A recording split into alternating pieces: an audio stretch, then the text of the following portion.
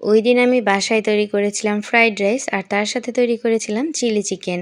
রেস্টুরেন্টের খাবারগুলো সহজেই বাসায় কিভাবে আপনারা তৈরি করতে পারবেন সেই রেসিপি আপনাদের সাথে শেয়ার করছি। রেসিপি ভালো লাগলে সাথেই থাকবেন, অন্যদেরকে দেখার সুযোগ করে দিবেন। আসসালামু আলাইকুম, হাই এভরিওয়ান।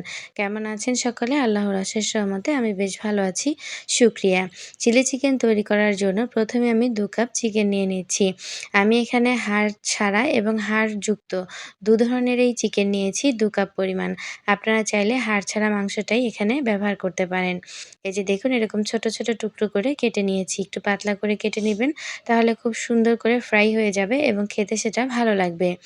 এবার এগুলো নেওয়া হয়ে গেলে অ্যাড করে নিচ্ছি এখানে 1 চা চামচ পরিমাণ লাল মরিচের গুঁড়ি, সেই সাথে নিয়ে নিচ্ছি গোলমরিচের গুঁড়ি 1/2 চা চামচ, আরও নিয়ে নিচ্ছি 1 চিমটি পরিমাণ ফুড কালার। আপনারা চাইলে স্কিপ করে যেতে পারেন, তবে দিলে কিন্তু দেখতে সুন্দর লাগে।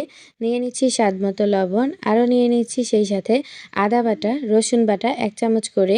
এগুলো সব কিছু নেওয়া হয়ে গেলে সেই সাথে আমি একটা ডিমকে খুব ভালোভাবে আগে থেকেই মিক্সড করে রেখেছিলাম।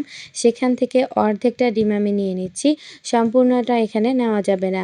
এবার এগুলোর সাথে আরও নিয়ে নিচ্ছি 1 টেবিল চামচ পরিমাণ কর্নফ্লাওয়ার, আর 1/2 টেবিল চামচ পরিমাণ নিচ্ছি ময়দা। তবে আপনারা চাইলে শুধু কর্নফ্লাওয়ার দিয়েও করতে পারেন, তবে ময়দার পরিমাণটা অবশ্যই কমিয়ে দিবেন। এবার খুব সুন্দর করে মিক্সড করে একটু রেস্টে রেখে দিচ্ছি 30 মিনিটের জন্য। 30 মিনিট পরে আমি চলে আসছি, একটি প্যান বসিয়ে দিয়েছি চুলায়, আর প্যানটা গরম হলে সেখানে পর্যাপ্ত পরিমাণ রান্নার তেল আমি ব্যবহার করছি। তেলটা যখন এরকম ফুটতে শুরু করবে সেই পর্যায়ে এখানে একটা একটা করে চিকেন দিয়ে দিচ্ছি। আর এই যে চিকেনটা ভাজার পরে যে তেলটা থাকবে, সব তেলটা কিন্তু চিলি চিকেন রান্না করতে লাগবে না। এই তেলটা দিয়েই কিন্তু আপনারা ফ্রাইড রাইস তৈরি করে নিতে পারবেন, আর তাতে কিন্তু ফ্রাইড রাইসের মধ্যে খুব সুন্দর একটা ঘ্রাণ হবে। এই যে দেখুন আমি উল্টে পাল্টে খুব সুন্দর করে চিকেনগুলো ভেজে নিচ্ছি। চুলার আঁচটা মিডিয়াম আঁচে রেখে একটু সময় ধরে চিকেনটা ভেজে নেবেন, যাতে ভেতরটা খুব সুন্দর করে সেদ্ধ হয়ে যায়। এ পর্যায়ে যদি এগুলো সেদ্ধ না হয় তাহলে কিন্তু রান্নার সময়ও সেদ্ধ হবে না, আর খেতে কিন্তু একটু ভালো লাগবে না। এই যে দেখুন কালারটা কত সুন্দর আসছে, আর আমার এগুলো কিন্তু ভাজা হয়ে গেছে। ভেতরটা প্রায় 90% মতো কিন্তু এখানেই সেদ্ধ করে নিতে হবে। এবার এই তেলটা আমি কমিয়ে নিয়ে প্যানের মধ্যে 2 চামচ পরিমাণ নিয়ে নিচ্ছি রসুন কুচি, আর সেই সাথে নিয়ে নিচ্ছি আদা কুচি 2 চামচ পরিমাণ। আদা আর রসুনটাকে খুব ভালো করে একটু ভেজে নিচ্ছি, তবে অবশ্যই লক্ষ্য রাখবেন এগুলো যেন কালশিটে না হয়ে যায়। যখন এগুলো হালকা ভাজা হয়ে আসবে সেই পর্যায়ে অ্যাড করে দিচ্ছি ক্যাপসিকাম 1 কাপ পরিমাণ, সেই সাথে অ্যাড করে দিচ্ছি পেঁয়াজ এরকম গোটা গোটা করে ছাড়িয়ে রেখেছিলাম, সেখান থেকে দিয়ে দিচ্ছি 1 কাপ পরিমাণ। আর টমেটো দিয়ে দিচ্ছি আমি এরকম গোটা গোটা করে কেটে, এখানে 1/4 কাপের মতো হবে। এটা রং সুন্দর হওয়ার জন্য দিয়েছি, তবে আপনারা চাইলে স্কিপ করে যেতে পারেন। এবার আমি এগুলোকে খুব সুন্দর করে একটু নেড়েচেড়ে ভেজে নিচ্ছি। চুলা আঁচটা কোনোভাবেই কিন্তু মিডিয়াম আঁচে করা যাবে না, আর সেই সাথে কোনোভাবেই কিন্তু এখানে ঢাকনা ব্যবহার করা যাবে না। এই যে দেখুন 4-5 মিনিট খুব সুন্দর করে এগুলোকে একটু ভেজে নিলাম এই মশলা আর তেলের সাথে। তারপর এখানে অ্যাড করে দিচ্ছি আগে থেকে ভেজে রাখা চিকেনগুলো, যে চিকেনগুলো আমি আগে থেকেই ভেজে রেখেছিলাম। চিকেনের টুকরোগুলো সবগুলো দেওয়া হয়ে গেলে খুব সুন্দর করে হাতা দিয়ে সবকিছুর সাথে একটু মিক্সড করে নিব। মিক্সড করে নেওয়া হয়ে গেলে বাকি উপকরণ আরও কিছু আমি এখানে অ্যাড করে দিচ্ছি এখানে আমি 1 টেবিল চামচ পরিমাণ সয়া সস, সেই সাথে দিচ্ছি টমেটোর সস 1 টেবিল চামচ, আরও দিচ্ছি চিলি সস 1 টেবিল চামচ, সেই সাথে দিচ্ছি টেস্টিং সল্ট খুবই সামান্য, আর স্বাদমতো লবণ। রেস্টুরেন্টের স্বাদ পেতে হলে আপনাকে অবশ্যই টেস্টিং সল্টটা ব্যবহার করতে হবে। আরও দিয়ে দিচ্ছি এখানে 1 চামচ পরিমাণ ভিনেগার।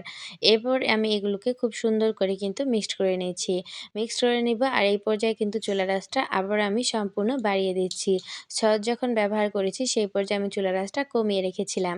এরপরে এখানে আমি অ্যাড করে নিচ্ছি 1/2 কাপ পানিতে 1 টেবিল চামচ কর্নফ্লাওয়ার আমি মিক্সড করে রেখেছিলাম, সেটা অ্যাড করে দিচ্ছি। আর যেই বাটিতে আমি চিকেনটা মিক্সড করেছিলাম সেই বাটিটা ধুয়ে এখন আরও কিছুটা আমি পানি অ্যাড করেছি। এই ধরুন 1/4 কাপের মতো হবে, আর এই পানির কারণে কিন্তু খুব সুন্দর একটা ঝোল ঝোল টাইপের হবে এই চিলি চিকেনটা, আর সেটা কিন্তু খেতেও ভালো লাগবে। এই পর্যায়ে অ্যাড করে দিলাম 1 চা চামচ পরিমাণ চিনি। চিনিটা দেওয়া হয়ে গেলে খুব ভালো করে একটু মিক্সড করে নিচ্ছি। এই যে দেখুন চুলার আঁচটা কিন্তু সম্পূর্ণ হাইয়ে থাকবে, কোনো ধরনের চুলা কমানোর কোনো প্রয়োজন নাই। আরও অ্যাড করে দিলাম 1/2 চা চামচ পরিমাণ গোলমরিচের গুঁড়ি। সব কিছু খুব ভালোভাবে মিক্সড করে নিয়ে অনবরত নেড়েচেড়ে অপেক্ষা করব এই চিলি চিকেনের মধ্যে যে পানিটা আমি ব্যবহার করেছি সেটা ঘন হয়ে যাওয়া পর্যন্ত। এই যে দেখুন এই ঝোলটা কিন্তু একদম ঘন হয়ে এসেছে, আর চিকেনের সাথে একেবারে লেগে গেছে। লবণটা একটু কম মনে হয়েছিল, তাই আমি এখানে ব্যবহার করে দিলাম। এ পর্যায়ে আমি চুলার আঁচটা কিন্তু একেবারে বন্ধ করে দিচ্ছি, আর অপেক্ষা অপেক্ষা করব ঠান্ডা হওয়ার জন্য। এই যে দেখুন থিকনেসটা ঠিক এরকম হবে। তবে আপনারা চাইলে আরেকটু পাতলা রাখতেই পারেন। ঠান্ডা হওয়ার পরে চলে আসলাম আমি এই চিলি চিকেনটাকে একটা সার্ভিং প্লেটে উঠিয়ে নিচ্ছি। দেখুন কতটা লোভনীয় লাগছে। ফুড কালারটার কারণে কিন্তু কালারটা আরও বেশি সুন্দর লাগছে। দেখতে যতটা অতুলনীয় লাগছে, খেতে কিন্তু খুবই সুস্বাদু লাগবে। শুধু ফ্রাইড রাইস নয়, এটা আপনারা চাইলে কিন্তু পরোটার সাথেও খেতে পারেন। আমার কাছে তো সেটাও বেস্ট মনে হয়। এই যে দেখুন আমি এই খাবারটাকে প্লেটে নিয়ে নিয়েছি। দেখতে কতটা লোভনীয় লাগছে, তাই না? আজকের মতো বিদায় নিচ্ছি। আপনারা সকলেই ভালো থাকবেন। আমার জন্য দোয়া করবেন। আবারও নতুন কোনো রেসিপি নিয়ে হাজির হয়ে যাব। আল্লাহ হাফেজ।